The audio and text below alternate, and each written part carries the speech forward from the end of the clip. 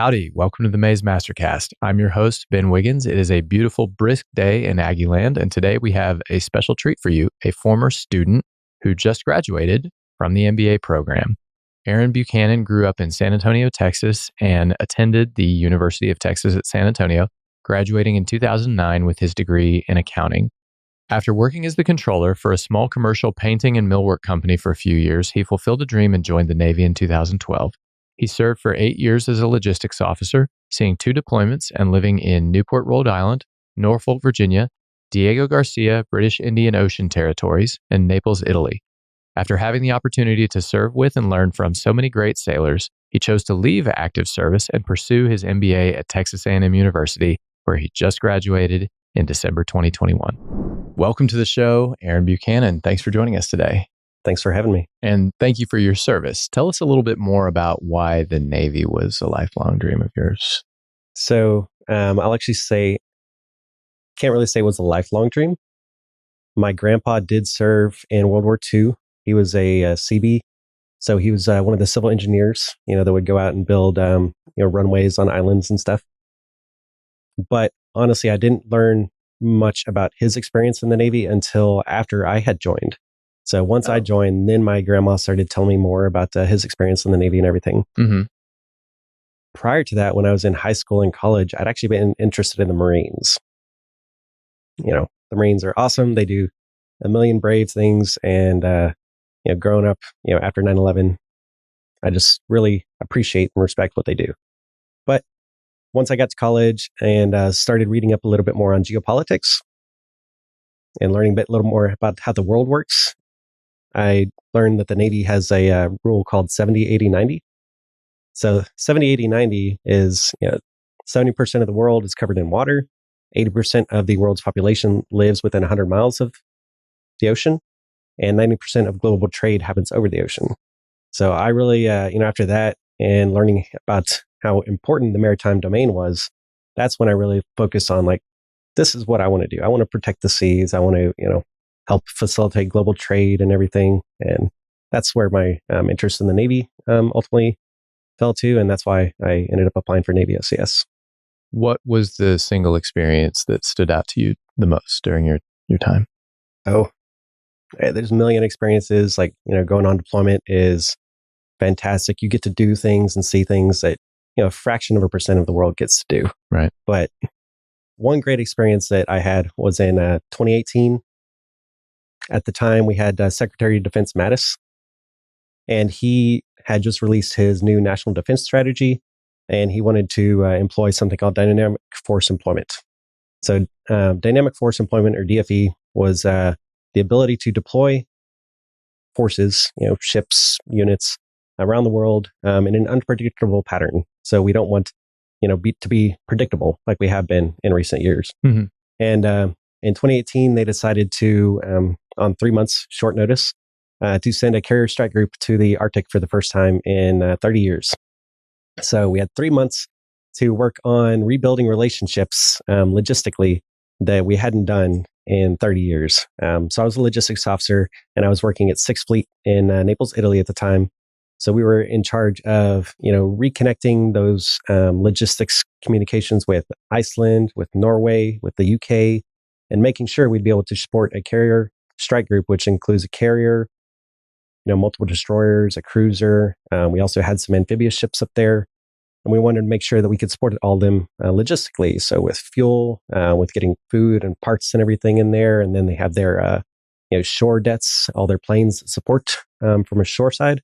And that was a huge, huge undertaking, but it was an amazing experience to be part of. It was successful, and we ended up getting the Navy's 2018 Logistics Team of the Year award for it. Oh, It was an awesome experience. fantastic. What about visiting Rome? So there was, I've been to Rome quite a few times now after living in Naples for 3 years, but early on when I was there, my friend and I, a fellow officer, had an experience where we hadn't really learned Italian yet. We were trying to find the catacombs in Rome. So we were around the Pantheon. So we thought, if we're looking for catacombs, it probably involves a church. So we found a nearby basilica and wandered in to try to ask and see if they could help direct us. Yeah. So we found a docent. Unfortunately, he couldn't speak any English. And like I said, our Italian was still very amateur, or novice level. And we couldn't really communicate anything. So he decided to take us in the back of this amazing basilica, because it's like a 700-year-old church, as amazing as any church in Rome. He decided to take us in the back private offices, which are just as ornate and amazing. And I've never had that experience before. But he took us in the back to talk to one of the priests there. Oh. And this priest thankfully spoke perfect English. He invited us into his office and sat us down and just started asking us like how our trip to Rome was, how we were enjoying Italy and the city. And we had some great small talk. And eventually, after 5 or 10 minutes of small talk, he got down to business and asked us, what it was we were there to learn, or what we wanted to discuss. And we, said we were looking for the catacombs. So he kind of, looked at us questioningly, like, are you here to discuss this, or are you here to like learn about theology? It turns out he thought we were seminary students. Oh. So the docent had, we'd miscommunicated something. He understood that we were American seminary students there to learn a little bit about theology and discuss religion and everything. And so, yeah, we had a good little laugh about that miscommunication. But he did end up directing us to the catacombs. So it all worked out. We get to meet great priest and docent and get a little tour of the back offices of the basilica. So it was a great experience. That's great. And you've been to dozens of countries overall. How do you feel like that's affected your worldview and your career choices? Yeah, so I've been to over 40 countries now. And, most of those were during my time in the Navy. I did get to visit a few before that, but I'd say the biggest lesson that I've learned from visiting so many different countries is that there's just so many different ways of living life. There's different ways of running businesses. There's different governments. People seek happiness through different ways. They raise their children differently. They have different cultural aspects when it comes to eating, meals, and education and everything. So it just kind of opened my eyes up to, the American way is great. I love America and everything we do, but there's just a lot of different ways to do different things in life. And that really opened my eyes. So why commercial real estate development and why affordable housing? I grew up around construction.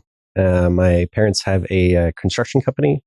And, when I was younger, my dad would, take me to neighborhoods that were being built, and he'd take me around some job sites, and I get to view that. And then when I got older, I started working around that environment a lot more. So I'd always kind of, had some sort of interest in the built environment. And then when I started to think about, what I was going to do when I got out of the Navy, I still wanted to like go back and focus on, the whole built environment.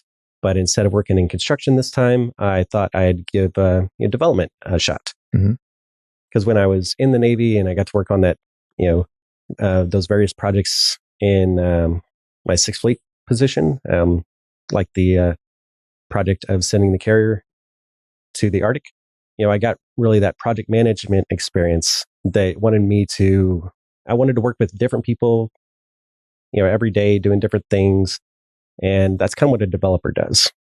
They're working with, community leaders. They're working with city officials, engineers, architects. It's something different every day, and it keeps things interesting. So that's how I really focus on commercial real estate development.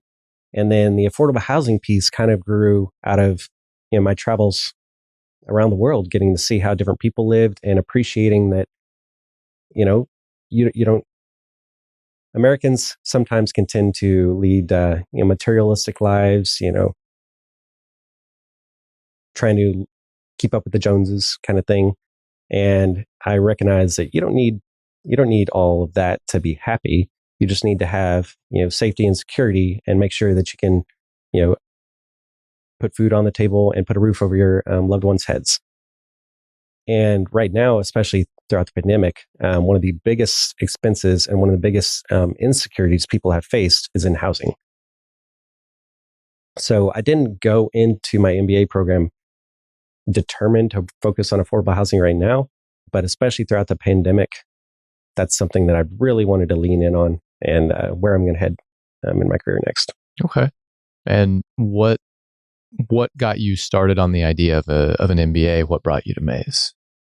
An MBA, my mom got an MBA when I was growing up, and it's always something I've been kind of interested in, especially if I do decide to continue my career in the Navy Reserves. An MBA is something that I need to continue promoting as a supply officer. So an MBA was something I was always kind of set on. So when I started looking at different schools, when I knew I was going to transition out of the Navy, I started, just doing research on culture and everything. So there was a few schools that I was focused on. Mays was one of the big ones, McCombs and Stern. And, I found that all three of y'all had podcasts. So McCombs was a little outdated. I don't think they have a current one, but I listened to some of their old podcasts. Got some idea of, what they do there. Stern, they have one that they have a podcast show where they listen to a lot of current students and see how they're going throughout the program, seeing how they're focused on different career paths. But then I landed on Mays MasterCast, and I really love how the MasterCast focuses on the faculty here, the program office, former students, and just seeing the really seeing what the culture to be an Aggie is. And then once you're a former student, how that culture continues to support you throughout your life. So many of your guests have come back and connected with A&M in a variety of ways, whether it's to the McFerrin Entrepreneurship Center, or just to other former students, other faculty, and they've been supported throughout their lives and contributed so much to their individual success. Yeah. So that the culture that the MasterCast was able to sell me on was really what made me lean in on coming to A&M. Well, I'm so happy that made a difference for you. Yeah. What, in terms of relevant moments, what sticks out from the program that you might be interested in sharing with us? So what sticks out with me about A&M was definitely football games. Yeah. Just being able to go to football games, seeing A&M beat Alabama this year. That was amazing. Yeah. Sitting in the stands for like 30 minutes afterwards, just being in awe, like, wow. But what sticks out about the program was really how we came together during the pandemic. So my class started last fall of 2020. And so the whole 18 months has been through the pandemic. And how we came together as a class and how the program office supported us was amazing. We started out off being fully virtual. We worked towards moving to hybrid, for a couple semesters, and finally we were all in person this semester. But the way that we had so much support, even when a lot of our classmates and stuff were overseas, because they weren't able to come because they were international and they weren't able to travel to the U.S., we just received so much support, and that was amazing. That's great. What do you think is the most important way that your MBA has prepared you for what's next? What's unexpected, or what has kind of taken you in a surprising direction? What has been more relevant than you thought it would be? Has anything been less relevant than you thought it would be? So I was an accounting undergrad, so I had some idea with business and stuff, but I'd never really gone in much into the more strategic management type decisions and how it is to lead a business and make decisions at that level. And while I'm going into commercial real estate development, I also want to be able to support and have relationships with our tenants where we not only just give them a place to work and or live, but I want to support and encourage them to be successful in their own careers and businesses. So understanding what it's like to operate and run a business outside of just my own professional career will help me, I think, to support my businesses and tenants. One of the big things that I want to go up to my next company and work for them one of the big reasons is because they don't just build affordable housing, but they build tenant support structures to really enhance and strengthen the communities that they build. They want to offer their tenants financial education. They want to offer their tenants after-school care services, senior activity services, and they really just want to support and strengthen, their lives. And I think the MBA will allow me to, really enhance the communities instead of just providing housing. Okay. Where do you want to travel next? I really want to go to Iceland. I never got to go up there. We sent a lot of ships up there back in 2018, but I never got to go boots on the ground. So I would really love to go see Iceland next. Great. Yeah. Well, wishing you the best of luck with that and with your next opportunity, and congratulations on your graduation. Thank you. Welcome to the Association of Former Students. Yes. Very happy to be part of the network. All right. Thanks for coming on. Thank you. Thanks for joining us for our interview with Aaron. For me personally, one of the biggest takeaways here was the vitality of the housing discussion and housing efforts. Karoq Ray recently interviewed Jason Ballard, CEO of Icon, a company that 3D prints smaller houses in an effort to create shelter more broadly. The big three of building a stronger society, to my mind, are definitely shelter, food and water, and education, especially education toward entrepreneurship. But I'm excited for the housing discussion and to see where that goes for Aaron and for our society. For our second takeaway, I appreciated Secretary Mattis's efforts toward general military preparedness, the initiative that they undertook in the Arctic. I think general preparedness, whether it's military, physical, mental, or otherwise, is something nearly all of us should prioritize a little more. We tend to only work on things once a crisis brings them to our attention. An ounce of prevention is worth a pound of cure. And for our final takeaway, we, of course, really appreciated what Aaron had to say about the Mays MasterCast and how it conveys Texas A&M's culture and Mays' culture. We at Mays MasterCast are incredibly grateful for the opportunity to share the message of Mays and of Texas A&M, and we are thrilled that it's having an impact. Thanks, Aaron, for the kind words. And now, let's close with a Naval quote. Technology destroys jobs and replaces them with opportunities. Naval Ravikant. Thanks for listening. Thank you for watching. We appreciate your support. Drop us a like below and feel free to leave a comment if you wish. We appreciate positivity and constructive feedback. Don't forget to subscribe to stay up to date on our latest episodes and bonus content. You can also take us on the road using your favorite podcast listening app. We have those linked below. If you'd like to know more about Mays Business School or our guests, visit mays.tamu.edu/podcasts. Talk with you soon.